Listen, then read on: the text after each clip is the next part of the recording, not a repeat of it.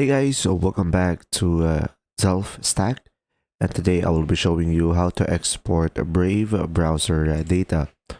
So guys, if you ever wondered how to do that process, I would tell you that there is no direct feature to export the data, but you will have other options.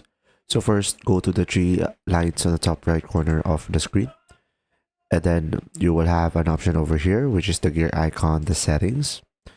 And now over here on the settings guys, the best option that you have to export the data and have it on the other devices is going for the sync feature that Brave have over here on the left side.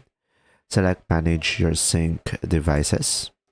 And from here guys, as you can see, you can sync data like history, bookmarks, reading list, open tabs, and multiple other datas.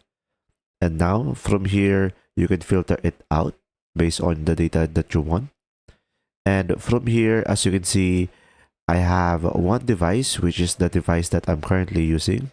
So I could just simply go for add new device, and should be able to see if it's tablet or computer. For example, I'm using a phone that I want to import it with.